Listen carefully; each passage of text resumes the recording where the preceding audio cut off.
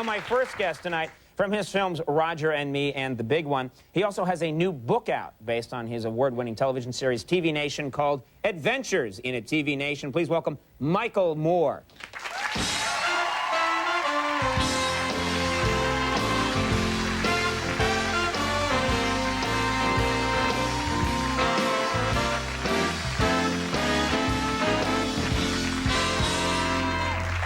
Now, Michael, a lot to talk about here. You've made a career on bucking the system. You must be all over this impeachment thing. Is that the case? What's your take on it?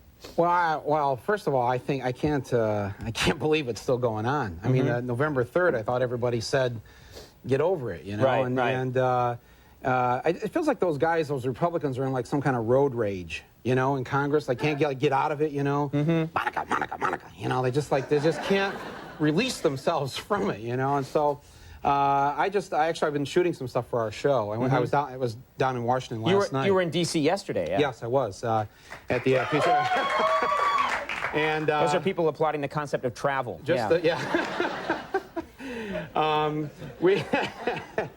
I was down there at the impeachment hearings, and also I found out where Linda Tripp was, and got into the. How did you find out where she was? Well, we just, you know, we have our ways, you know, but we found out she was going to be in this hotel room at this kind of private party, and so we got in there. We got into the hotel, and got into the room, and I wanted to, you know, her to essentially to be on my show, and if she wouldn't do that, I just wanted to see if she'd go dancing with me. So.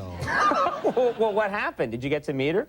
Well, I got about 3 feet from her before they grabbed me, and that's like your career, right? Is getting grabbed? Yeah, but well, I can understand if you're the CEO of General Motors, but if you're Linda Tripp, I mean, what do you got to worry about? You know, I mean, how many people are going to come up to her and ask her to go dancing, or, you know? I don't know at this point. When you say they grabbed you, who are they? Her people. She has people now to grab. Yeah, she has like security guards and publicists. Andy, you and I are the only people that don't have people. It's like, our audience comes here; they have people with them. Right. I just thought it was the Christmas season, you know, and everybody hates her, and I just thought, you know, maybe I could be the one guy just to, like, you know, be nice. Be nice, and then the crew actually said they'd give me $100 if I gave her a kiss. So. You know. And you didn't get close enough. No, I was all puckered up and ready to go, and you know, I just. You were like this, yeah, I was like, and a guy hit you and he took you away. Just like took me right away, and I said, "Why are you interrupting love?" You know? I ask that same thing all the time. Yeah. If you had gone through with that, it would have made you cheap. Yeah, but at least I would have had something you've never had, Andy. What would that be, Michael? Linda Tripp. Oh, okay. You know, you not only are watching the hearings. Apparently, you have a real interest in this thing. We got a clip here of the first day of Ken Starr's testimony, and we want to show this because it's pretty interesting. Take a look. Again, to show you what is going on in the House right now. That's Henry Hyde. Michael Moore, who is the man who has made a lot of populist films, very provocative. Now, how did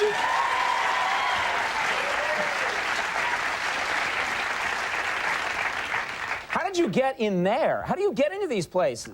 This is really weird. Only the key people are in the room, and then you're standing there. You couldn't quite tell. Actually, I wasn't just in the room. You couldn't quite tell from that shot. I was up on the panel. I was up there on the top row of the panel where Henry Hyde was, and I'd actually got lost, and I was going through this maze of hallways because we were shooting something else there.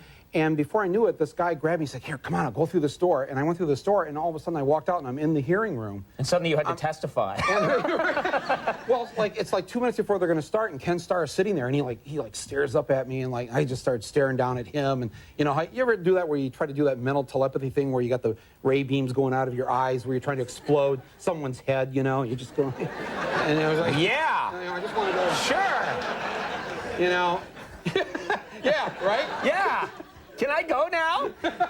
You got a lot of rage in you. You want to blow up people's heads with your mind. Well, no, just Ken Starr's. Oh, you know, okay. Now, why do they let you stay there, though? I mean, how long did you get to stay there? I was there for 3 hours. I stood there for 3 hours, and the Republicans saw me, and they motioned to the guards to, again, haul me away to Linda Tripp's people, you know. And one of the congressmen who was sitting there, John Conyers from Michigan, threw me his badge, like the all-access, Wayne's World backstage pass if you're a congressman that they wear. It actually has the Wayne's World logo on it. Yes, it does. Yeah. And he throws me the badge, and I like slapped it on, and it was amazing. Like the security just like stopped like that, like it was a force field. They couldn't touch me because I had the gold badge on. It's like a crucifix with Dracula, right? Yeah, it was really, it was like, and I just stood there for 3 hours, just like with my ball cap on, just standing there, and they couldn't touch me. So we shot a lot of that for our new show, and actually we had been down at Ken Starr's house. We were on his lawn a couple of weeks prior. What were you doing this. there? Do we have actually we have a clip of this? I brought a clip of this. What's yeah. the point of this clip? Well, here? He spent $40 million, 4 years on his witch hunt, and I thought, there's a lot cheaper. There's a lot cheaper way to do a witch hunt, and I wanted to show him how to do it for $560. Okay. So I brought my portable witch hunt to Washington D.C. and probably I won't say any more. And maybe we just let's take a look at the show clip. Judge Starr, Judge Starr, I think I found a cheaper way to conduct a witch hunt. You have roiled the loins of a nation. You have turned on prepubescent boys. You should be ashamed of yourself, purveying this smut all over the country. Al, is he laughing the whole time? No, he's stepping on the gas. I love that. Well, the book is out right now, and if you like that, you'll love the stuff that's in this book. And your new show, The Awful Truth, is coming out on the Bravo network in April. Right, and that and a bunch of other things will be on that show. It's kind of like the old TV Nation, right. but on cable. Great stuff, though. Thank you very much. Thank Michael you, Moore, Conan. No, thank you for very being much. here. Thank you. And, folks, we're going to take a little break, and we'll be right back with Rich Hall. But first, I'd like to mention that tonight's show is brought to you in part by Levi's, who have a very hip advertising slogan. And in my opinion, only Andy Richter can do it justice. Andy? Levi's, what's true?